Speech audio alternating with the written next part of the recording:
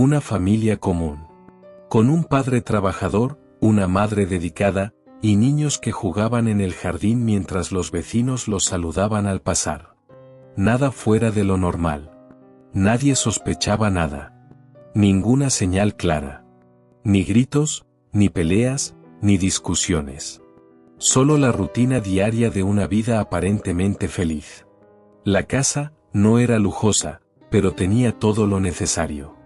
Ventanas limpias, un pequeño jardín al frente, cortinas que se cerraban puntualmente cada noche.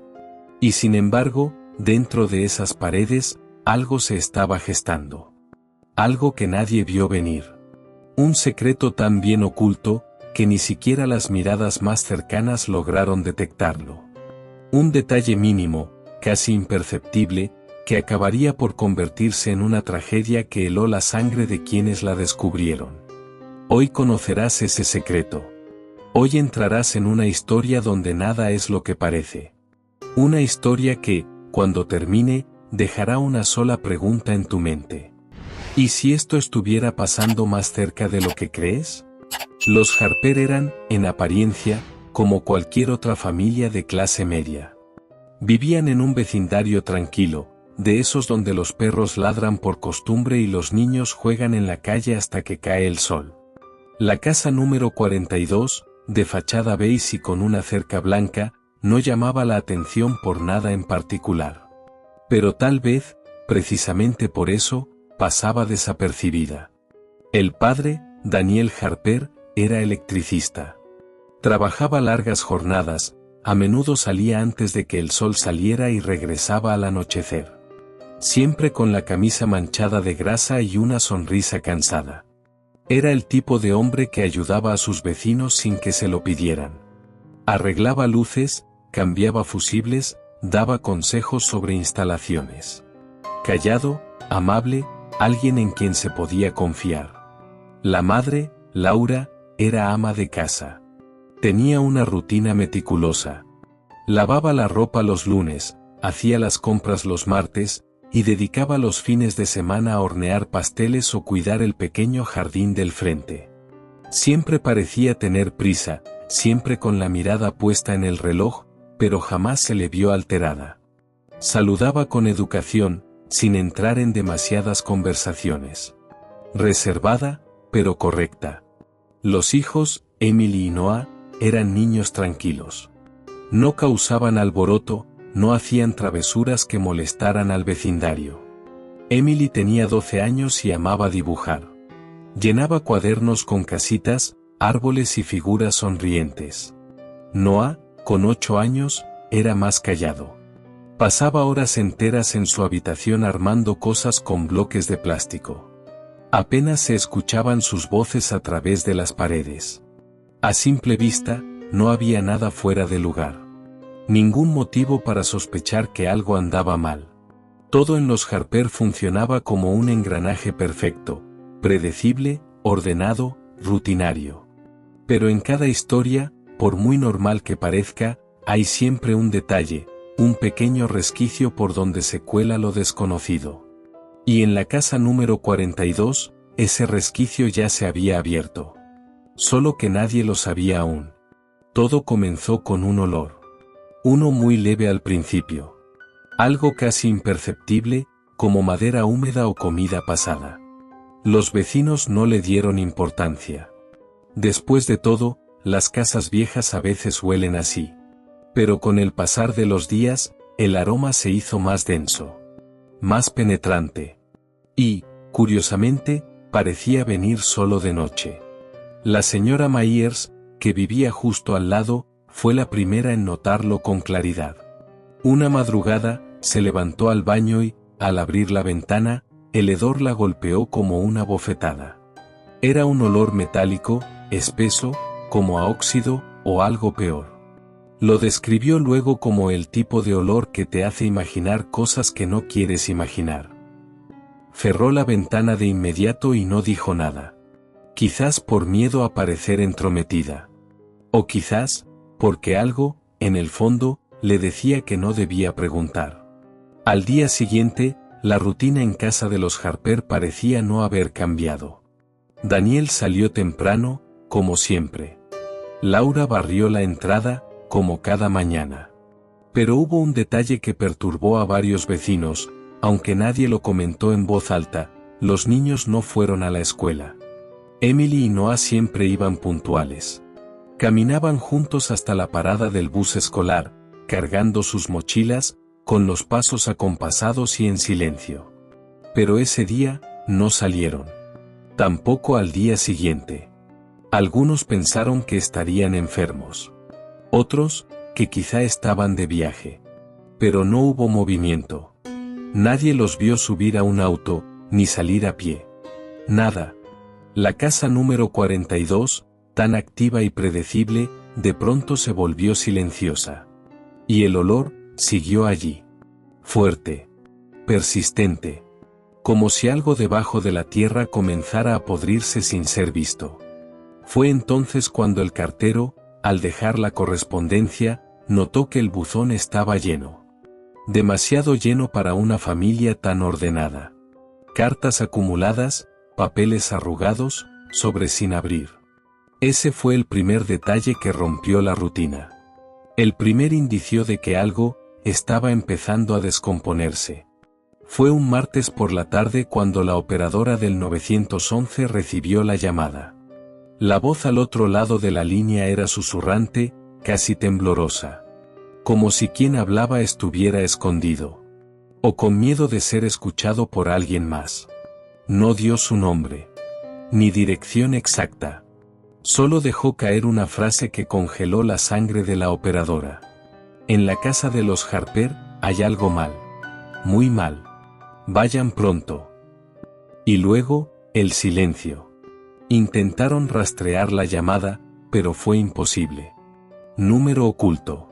Ubicación difusa. Como si quien llamó supiera exactamente cómo mantenerse en las sombras. A pesar de eso, el protocolo fue claro: había que hacer una visita de control. Cuando la patrulla llegó a la calle, el sol ya se estaba poniendo.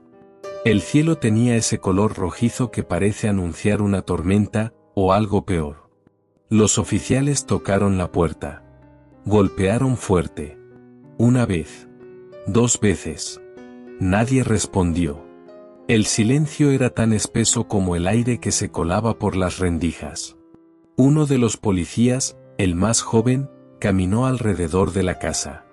Por una de las ventanas laterales, creyó ver algo moverse. Pero cuando se acercó, no había nada. Solo una cortina vieja agitándose con lentitud. Aún así, algo lo inquietó. Dijo luego que sintió como si alguien lo estuviera mirando desde adentro, sin moverse, sin respirar siquiera. Tras no recibir respuesta, decidieron ingresar por la fuerza. Forzaron la cerradura, empujaron la puerta, y entonces lo sintieron. Ese olor. Esta vez más fuerte que nunca. Una mezcla de carne, humedad, y algo más, algo químico, casi irreal. Dentro, la casa estaba en silencio. Demasiado ordenada. La televisión estaba encendida, pero con la pantalla en negro. Un zumbido constante era lo único que se oía, como una máquina olvidada. En la mesa del comedor, 4 platos servidos. Comida fría. Cubiertos en su sitio. Como si la familia se hubiera levantado en medio de la cena, y nunca regresado. Y justo cuando los oficiales estaban por subir al segundo piso, una voz rompió el silencio. No desde adentro, sino desde el sótano. La voz era apenas un murmullo. Un susurro lejano que no tenía sentido. Palabras ininteligibles, como si alguien hablara dormido. Pero los oficiales la oyeron con claridad. Venía desde el subsuelo. Uno de ellos encendió la linterna, y el otro empuñó el arma. Avanzaron hacia la puerta del sótano, que estaba entreabierta. El sonido era más claro ahora, aunque igual de confuso. Como si quien hablara repitiera algo una y otra vez, como un mantra. Cuando abrieron por completo la puerta, una ráfaga de aire frío los golpeó en el rostro. El hedor era insoportable. Bajaron los escalones con lentitud, cada paso resonando como un golpe seco en la madera. A medida que descendían, las sombras se hacían más densas. Y el murmullo, más nítido.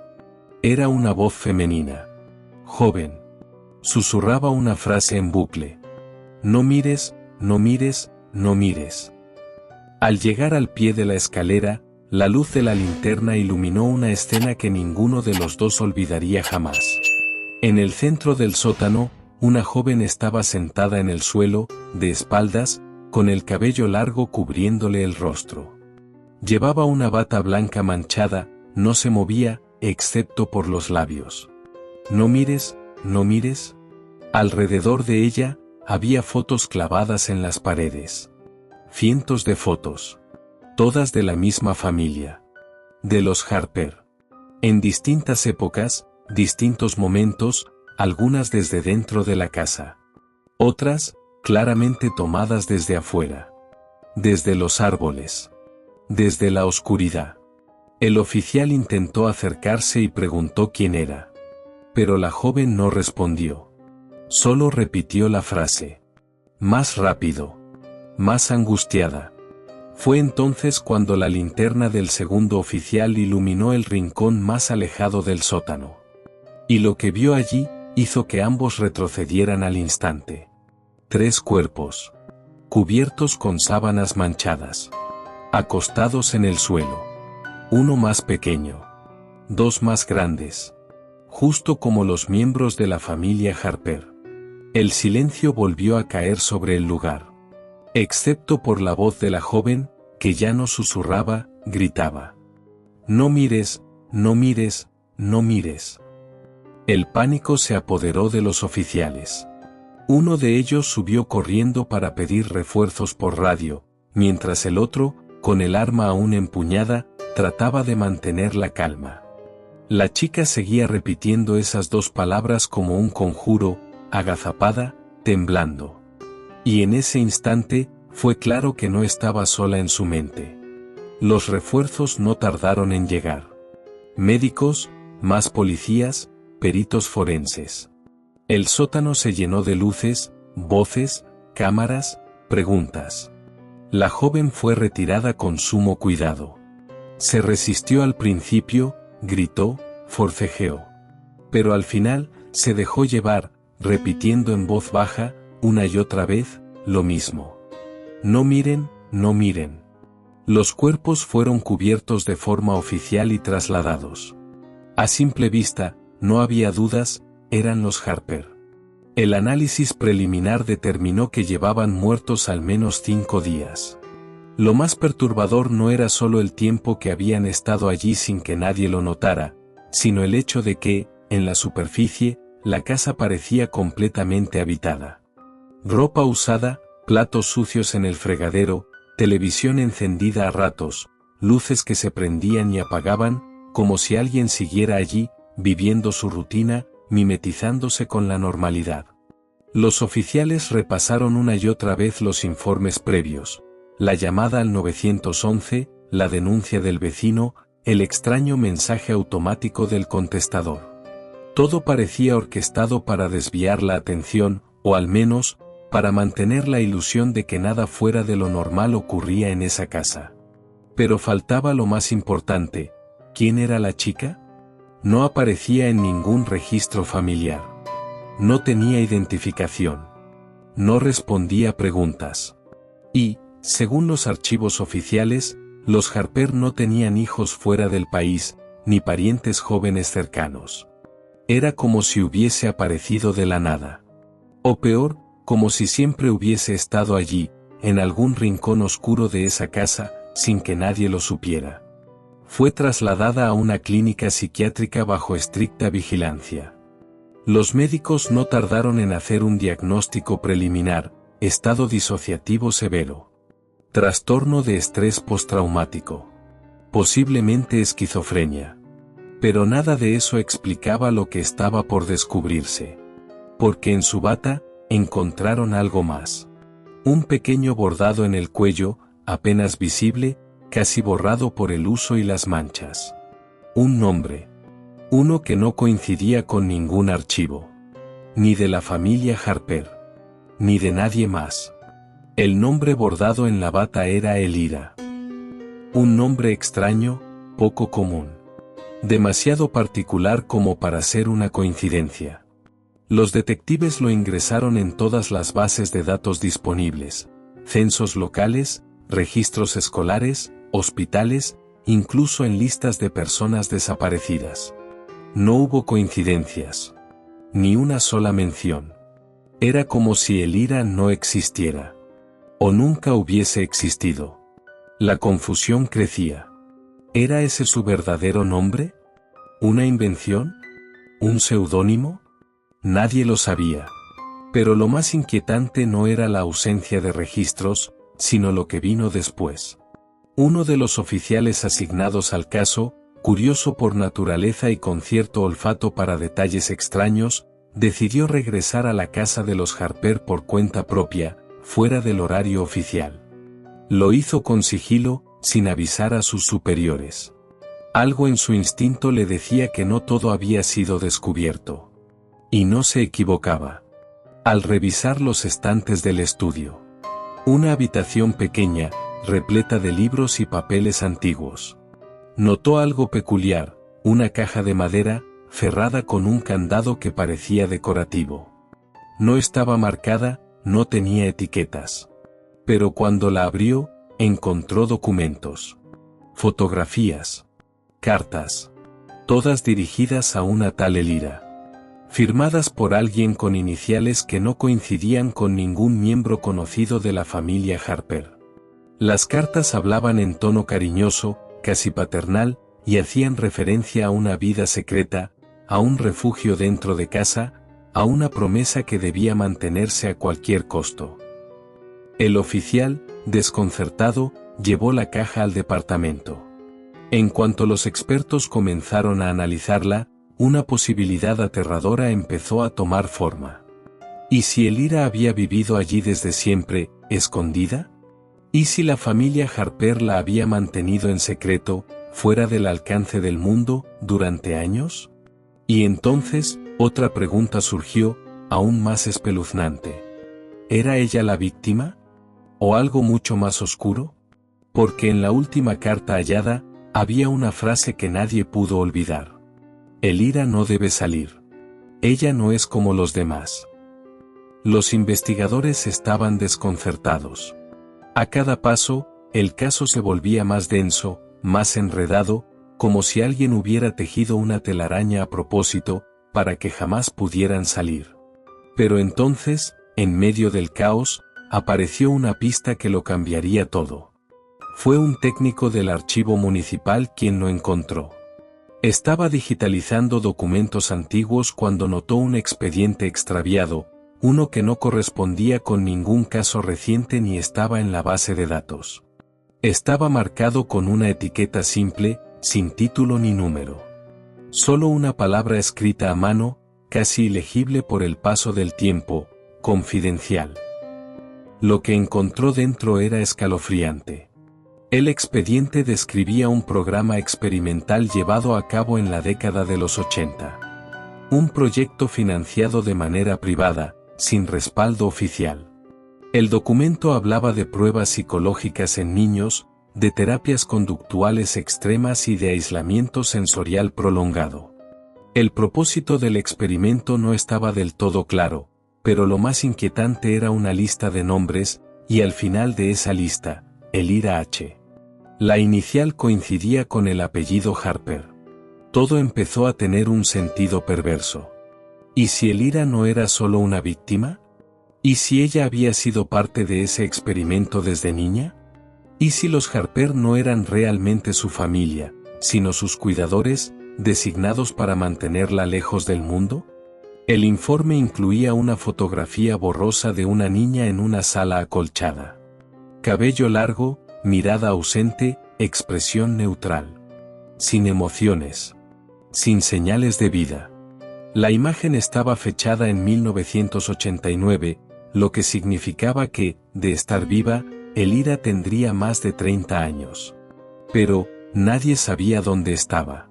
No había constancia de que hubiera abandonado la casa. Tampoco pruebas de su muerte. Solo una afirmación, escrita al margen del documento, en tinta roja, como si alguien la hubiese agregado años después. No se debe abrir la puerta del sótano. Ella aún escucha.